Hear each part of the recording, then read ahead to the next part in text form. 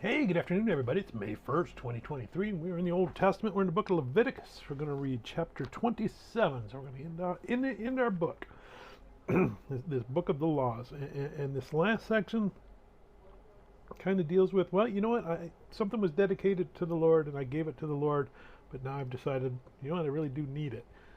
So there's a way to redeem it, and essentially I buy it back from God. Not everything. Some things, once they're given to God, they're given to God, and that's it. But some things God is acknowledging, hey, you might still need it. Here's how you can still have it back. You're going to pay me in some cases what it's worth, some cases what it's worth plus a little bit, and then you can have it back. And this is where this book ends, and we move into the next book, Numbers, which we're going to get to tomorrow. So the last book in the book of the law, chapter 27. Now the Lord spoke to Moses, saying, Speak to the children of Israel. Say to them, when a man consecrates by a vow certain persons to the Lord, according to your valuation, if your valuation is of a male from 20 years old up to 60 years old, then your valuation shall be 50 shekels of silver, according to the shekel of the sanctuary. If it is a female, then your valuation shall be 30 shekels, and if from 5 years old up to 20 years old, then your valuation for a male shall be 20 shekels, and for a female 10 shekels. And if from a month old up to 5 years old, then your valuation for a male shall be 5 shekels of silver, and for a female your valuation shall be 3 shekels of silver. And if from 60 years old and above, if it is a male, then your valuation shall be 15 shekels, and for a female 10 shekels.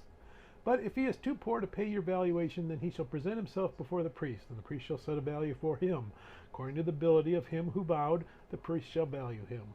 If it is an animal that men may bring as an offering to the Lord, all that anyone gives to the Lord shall be holy. He shall not substitute it or exchange it, good for bad or bad for good. And if he at all exchanges animal for animal, then both it and the one exchanged for it shall be holy. If it is an unclean animal which they do not offer as a sacrifice to the Lord, then he shall present the animal before the priest, and the priest shall set a value for it. Whether it is good or bad, as you the priest value it, so it shall be. But if he wants at all to redeem it, then he must add 1/5 to your valuation. And when a man dedicates his house to be holy to the Lord, then the priest shall set a value for it. Whether it is good or bad, as the priest values it, so it shall stand. If he who dedicated it wants to redeem his house, then he must add 1/5 of the money of your valuation to it, and it shall be his. If a man dedicates to the Lord part of a field of his possession, then your valuation shall be according to the seed for it. A homer of barley seed shall be valued at 50 shekels of silver. If he dedicates his field from the year of Jubilee according to your valuation, it shall stand. But if he dedicates his field after the Jubilee, then the priest shall reckon to him the money due according to the years that remain till the year of Jubilee, and it shall be deducted from your valuation. And if he who dedicates the field ever wishes to redeem it, then he must add 1/5 of the money of your valuation to it, and it shall belong to him. But if he does not want to redeem the field, or if he has sold the field to another man, it shall not be redeemed any more. But the field, when it is released in the Jubilee, shall be holy to the Lord, as a devoted field. It shall be the possession of the priest. And if a man dedicates to the Lord a field which he has bought, which is not the field of his possession, then the priest shall reckon to him the worth of your valuation up to the year of Jubilee, and he shall give your valuation on that day as a holy offering to the Lord. In the year of Jubilee the field shall return to him from whom it was bought, to the one who owned the land as a possession.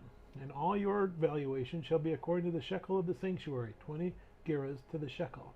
But the firstborn of the animals, which should be the Lord's firstborn, no man shall dedicate, whether it is an ox or sheep, it is the Lord's. And if it is an unclean animal, then he shall redeem it according to your valuation, and shall add 1/5 to it.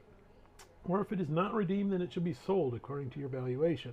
Nevertheless, no devoted offering that a man may devote to the Lord, all that he has, both man and beast, or the field of his possession, shall be sold or redeemed. Every devoted offering is most holy to the Lord.